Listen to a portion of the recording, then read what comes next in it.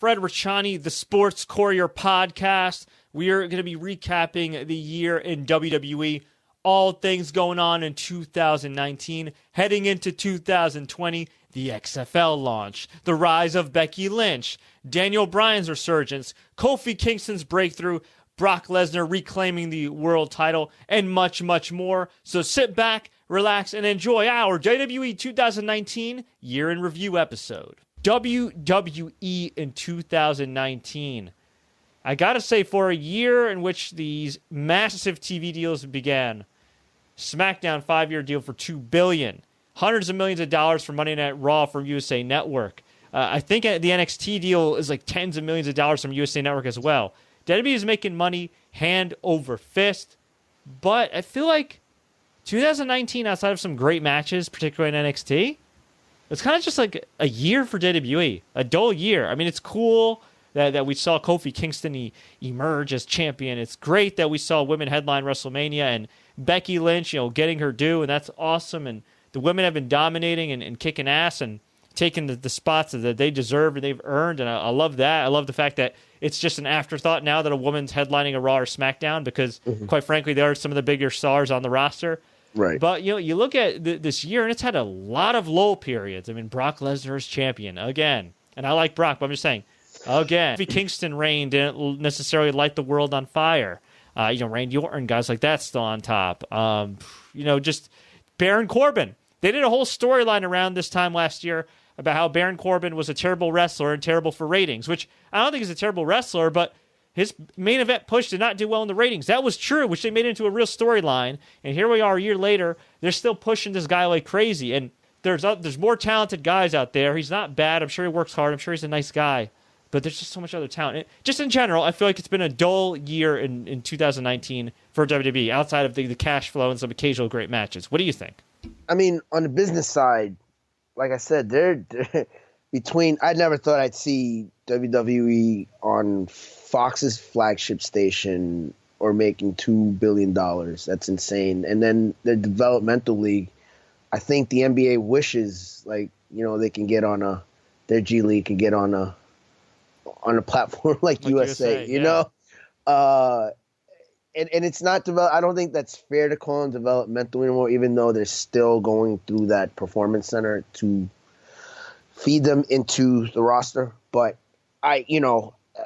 it's weird. It's a weird year in influx for WWE. You had Kofi Kingston, which was one of the coolest moments in Mania. You had, the women headlining WrestleMania. Johnny Gargano, just insane match after insane match. He really is just a takeover. You had, Adam Cole, like a lot of positives. And then you went over some of them. I'm a huge Brock Lesnar stan.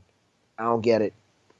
And the way they squashed Kofi, I mean, it makes sense because in real life, I don't care how good of a wrestler Kofi Kingston was at Boston College. I got a sneaky suspicion Brock is better. So it's still believable, but still, the Cain Velasquez thing, I got to see Cain Velasquez at the AAA show at the theater here in Madison Square Garden. And, Cain Velasquez looked like a young Scott Steiner, the one that was doing Frankensteiners. Wow. That's a great comparison. That's a really favorable comparison. He was doing like handstands. Like, it wasn't the prettiest, most, it wasn't, we're not talking Ultimo Dragon here, but he was showing an athleticism that man, this could work. And then to have it be such a squash match in Saudi Arabia itself is problematic, although that's also part of making money hand over fist.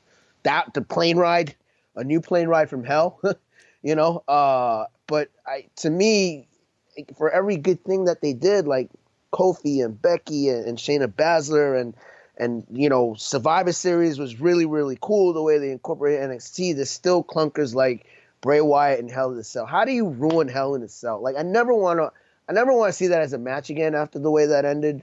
I mean, and that's kind of been the feast or famine year for WWE. I think that wasn't a bad pay-per-view, but all anyone's ever going to remember was that horrible finale to Hell in a Cell. We're okay with seeing Mankind going over the cage. Seen it a million times. Hell, they use it to promote the thing. Sledgehammer to the face with all those ladders and stuff. All of a sudden, nuts. They stopped the match. It apparently wasn't a DQ. It was just a no contest. But yeah, right. This is a year where they had some great breakthroughs, like Becky, like Kofi, like even Bray at the beginning with the new Fiend character. I still love the Fiend character. And they just they fumbled a lot of these things with some dull feuds and. I mean, look, I do think to some extent, there's some talent needed to step up. Like I think Kofi, with all due respect to him, didn't step up in promos. His match quality didn't exactly go up, but he also didn't necessarily work with a whole lot of main event caliber guys. No. As far as like where they were at in the card, but you can make the argument it was 50-50. On one hand, WWE should have made him act a little more serious after he won the title, and then they should have probably given him some more guys at Randy Orton's level. But it speaks to a bigger issue too. Like you said, the clunker. It's like. They don't protect stipulations. Hell in a Cell. Like, how can you possibly care about Hell in a Cell next year? They don't protect a lot of main event guys. There's very few guys that are protected. I mean, outside of Brock and maybe Bryan, because Bryan's so great and he's damn near bulletproof, and I guess Bray to an extent just because he no-sells everything. I mean, who have they really protected? I mean, Becky. I mean, look, even Kofi was protected most of the year, but then you squash him in 6 seconds. And I'm not saying he has to beat Brock. I'm just saying give him a little bit more than 6 seconds. Like give him I agree. Give him at least a few minutes. And you know what? If he loses to Brock in 6 seconds, all right. But at least have him cut a fiery babyface promo and have him like wrestle Brock in Saudi Arabia or something, or maybe on another SmackDown or at Survivor Series or something. Just at least give him some credibility. If you get squashed again, he gets squashed again. So be it. Let it be part of like a real sport. Let it be part of the career narrative, right? Yeah. Tito Ortiz, until Chuck Liddell was old as hell, could not beat Chuck Liddell. Let's just keep it real. He could never be a prime Chuck Liddell, right? That was absolutely. It's kind of like Daniel Cormier with John Jones. Like I was about to say that. That's the boogeyman. So in that sense, like that would have been cool. Like, okay, you want to have Brock just beat him? Okay, have him beat him, but beat him twice. Give him some credibility. Instead, they just shift him back to a tag team, and he's great with the New Day. But am I ever going to really take Kofi seriously as a main eventer again? That's going to be really tough to do. And even with the people that they have pushed, that they have people protected, you got like a guy like Seth Rollins, who was in a boring feud with Baron Corbin, who's been given some really bad dialogue. He hasn't done himself any favors on social media, and I think too, it's just a lot of these acts don't come off as that cool. And I think that's the other thing. Like Bray appeals to people because he comes off a little cool, but even then, there's like some cringe moments, like the red lighting with the Hell in a Cell and all his other matches and. Now he has a belt that has like his masked face on it. It looks like a complete toy, which by the way, they're selling for $7,000 on WWE.com. I saw that. It's more expensive. It's more expensive than Daniel Bryan's eco-friendly belt. It's more expensive than a down payment in New York City. I mean, it's like, come on. But yeah, they've had some great opportunities, but I feel like and look, they made some great strides at NXT. You mentioned Survivor Series. They put over NXT humongously, huge. Storytelling again. Storytelling. They told. That pay-per-view was telling you a story that these young guns at NXT are coming, that Shayna Baszler is as good, if not better, than Becky or Charlotte or Asuka. You know what I mean? They were telling a story with the men's division. That was a cool moment with Keith Lee and Roman Reigns. You know what I mean? Like, I want to see more of that. Yeah, but you know what? Those moments have become so few and far between, right? Like, okay, Kofi came. You know what's funny? We talked about Twitter before when we were going over AEW. Mm-hmm. They tweeted, I think it was the Fox Twitter account for WWE, tweeted out a graphic of what a 2019. And a majority of the pictures that they had in that tweet were from the month of WrestleMania. What's really gone down since then, excluding NXT, which has had some fire matches and angles. Well, it's gone down really since then. It's been like, oh my God, beyond like Survivor Series and stuff like that. It's few and far between, right? I mean, off the top of your head, after WrestleMania, before Survivor Series, think of like a moment that like really sticks out to you. That's like, oh man, that was awesome. Not that it was appalling or oh my God, but that was awesome. Is there one that like comes to mind like right away? Outside of NXT, I'm blanking on one. I know there's one I probably like, and I can't think of it at the moment. But no, there wasn't between that gap. It was more of, oh God, they just did Kane wrong, and oh God, can't be the end to Hell in a Cell. And what's again messed up? Here's how messed up. I remember liking some matches at Hell in a Cell, thinking this is not a bad pay-per-view until it ended. Becky and Sasha was great. Thank you. Okay, I was blanking. Becky and Sasha. I know there was another match in that card where I was like, oh my God, this is main roster wise potential match of the year. Yeah, Becky and Sasha, and then Hell in a Cell happened. You're right. That opened the pay-per-view, if I'm not mistaken. And it was a great start to it. And there was another match. I think AJ was in a decent match as well. And outside of the NXT moments, between Survivor Series, I'm drawing a blank. I mean, I'm sure there were some good matches here and there, but you know what? It was few and far between. It's not at the tip of your tongue. It's not at the top of your mind because there was a lot of, just sameness. A lot of Baron Corbin, a lot of Lacey Evans, who has improved, but like pushing her way too early. A lot of the same matches over and over again. The 50-50 booking. We get Cedric Alexander getting pushed. Then next week, get Humberto Carrillo being pushed. Then next week, it's another random mid-carder being pushed. What happened to Ali's push? Yeah, a lot of people forget Kofi Kingston stepped in for an injured Ali. We don't even know if this was how it was supposed to happen. In a lot of ways, I feel like, Vince caught lightning in a bottle with Kofi. But people forget that was Ali's spot, kind of ish. If I remember correctly. About lightning in a bottle. Chad Gable, who's now Shorty G, which is just pathetic.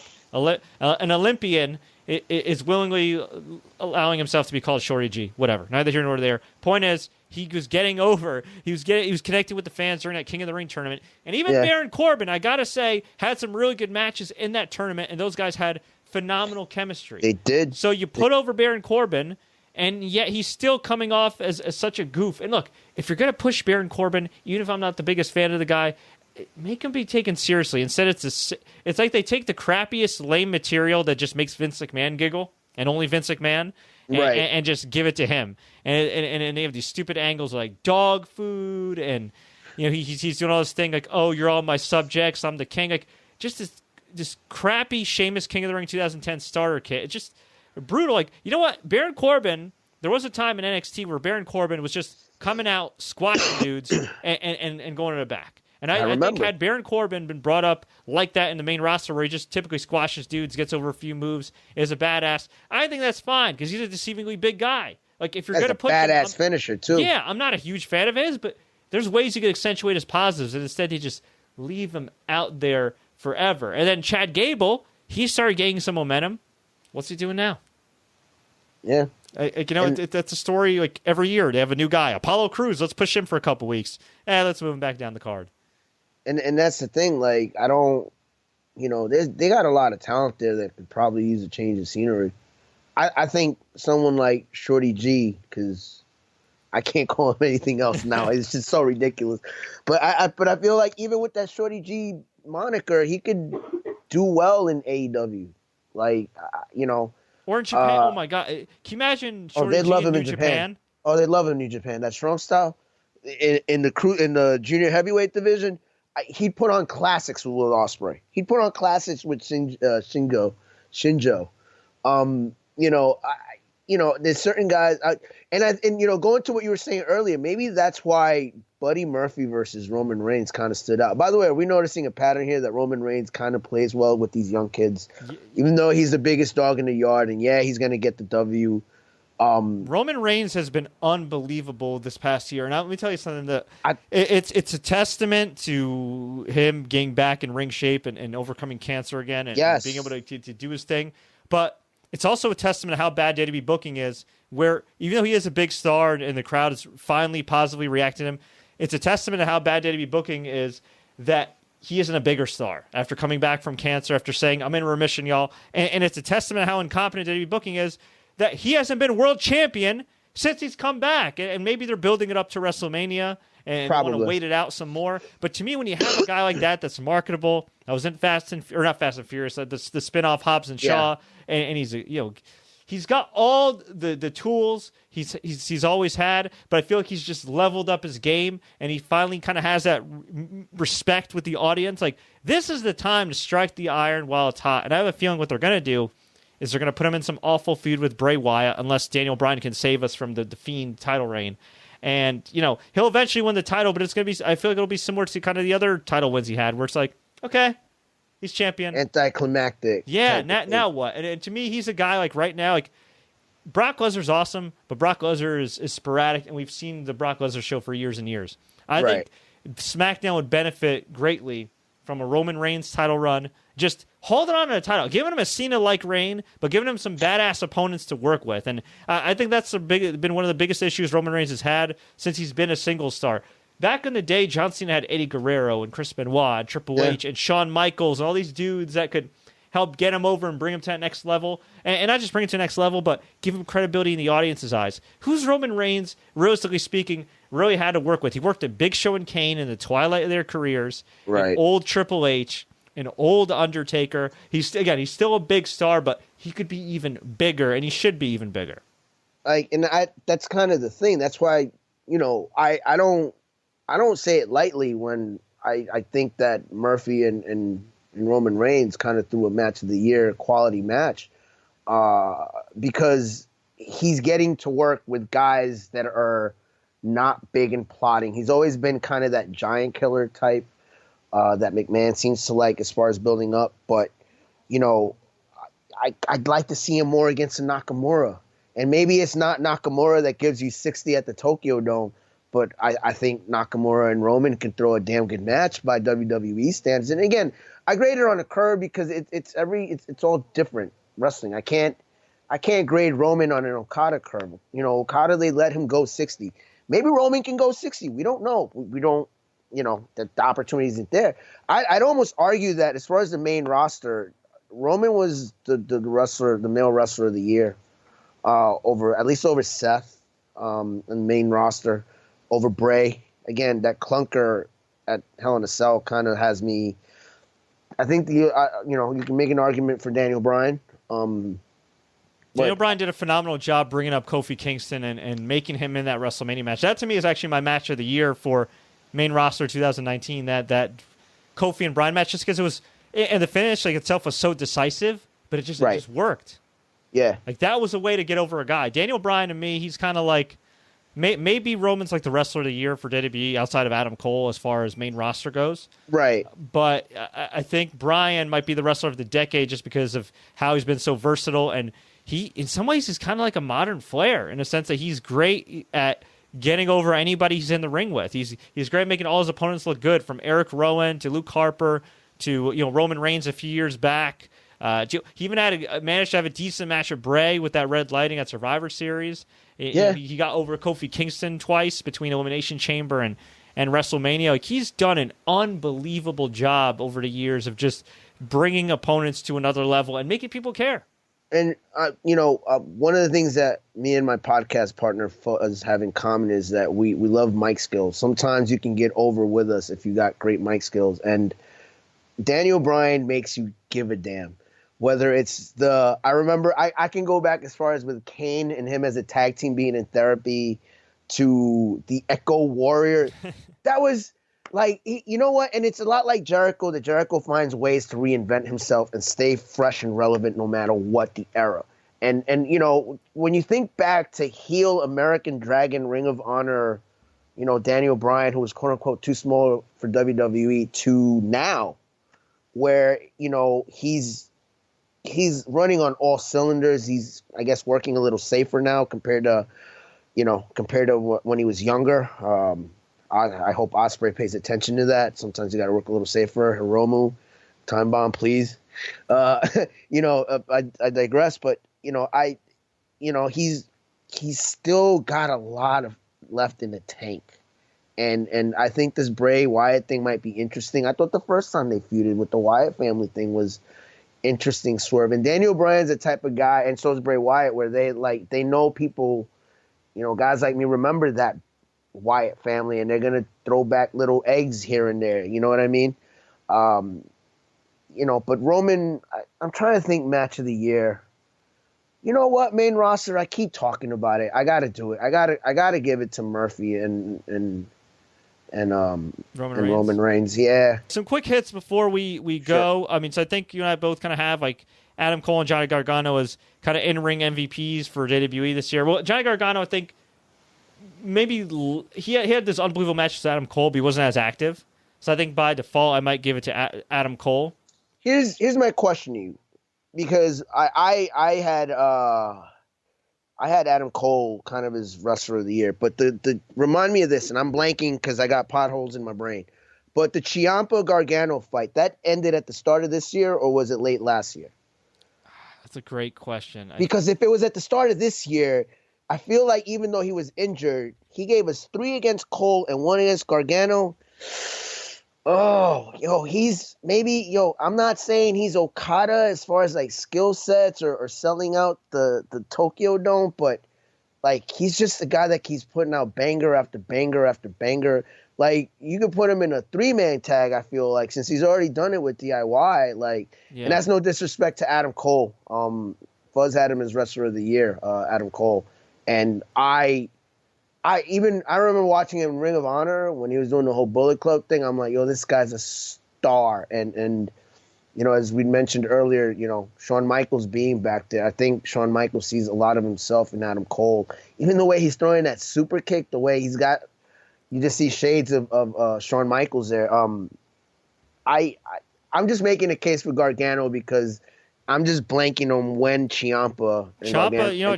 Gargano at the beginning of the year had the great singles match with Ricochet for a North American title.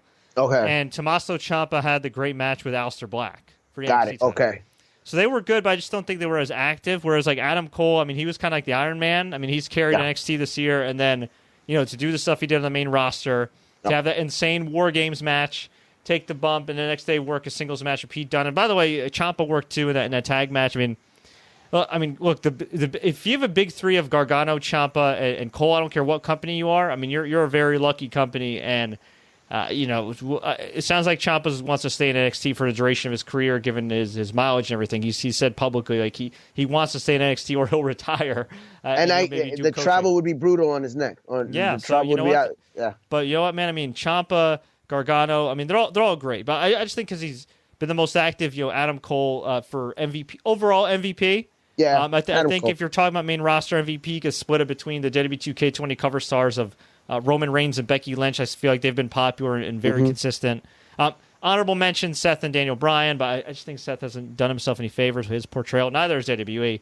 As far as tag team of the year, for me, Undisputed Era overall.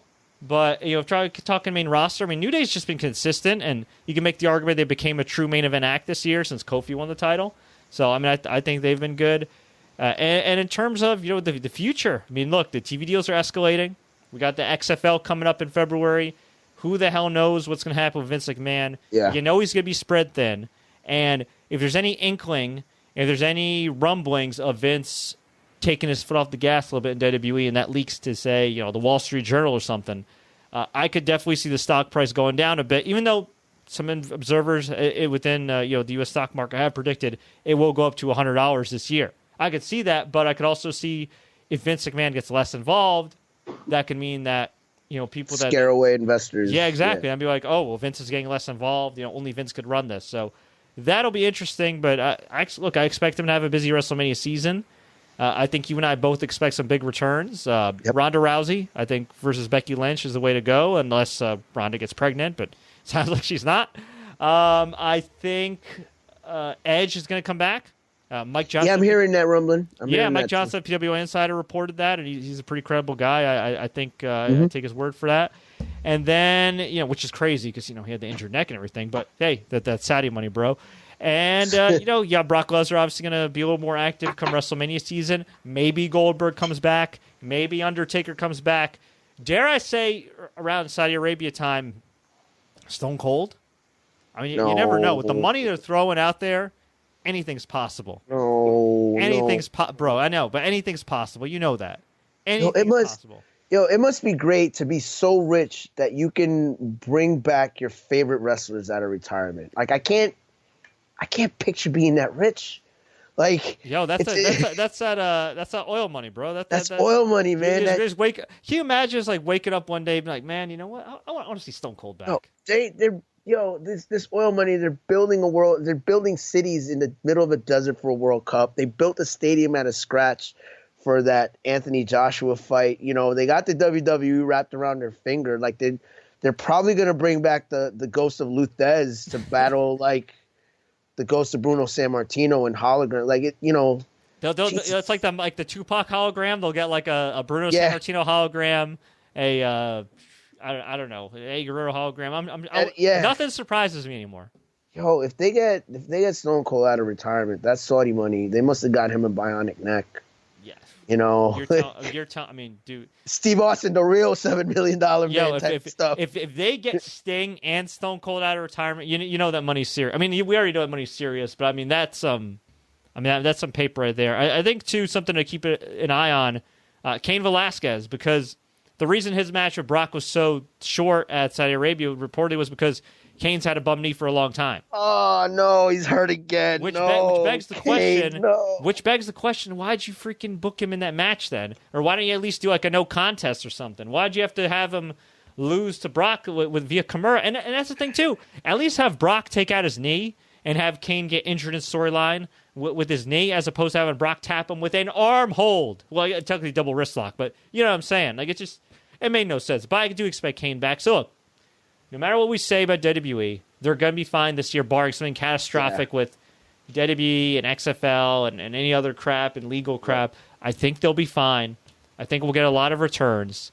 I am going to make a bold prediction and say that this may be not the final year of the Four Horsewomen, but I do think this is going to kickstart a new generation of female main eventers, because you've had the same four for a while now with Becky, Charlotte, Sasha, Bayley, and they've all been great. They're all still relatively young, but I do think this upcoming year is going to be the year where they try to elevate either a Lacey Evans or a Shayna Baszler or Bianca Belair if she gets called up, something like that. I think they're gonna change it up. So we'll see. And obviously Asuka's always still in the mix. So overall, I think it'll be a perfectly fine year.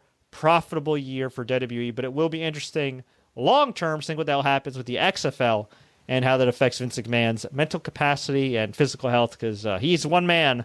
He's like a 74, 75-year-old man running two gigantic sports leagues. So we'll see what happens there. What a year it was in 2019. I'm definitely looking forward to 2020. Ed, thank you so much for your time, my man. Before we go, where can fans find you and your podcast online if they want to hear more of you and your boys' musings? So, yes, you can find us on Blog Talk Radio. It's the Ed and Fuzz Freak Show, the logo. So we once a week, Thursdays. So the Ed and Fuzz Freak Show on Blog Talk Radio. Excellent. And hey, man, let's definitely catch up after Wrestle Kingdom. I think there's going to be a lot of breaking news coming out of that. Hey, the McGregor fight's coming up, so maybe we catch up to that. So hell yeah. All right. Thank you, man.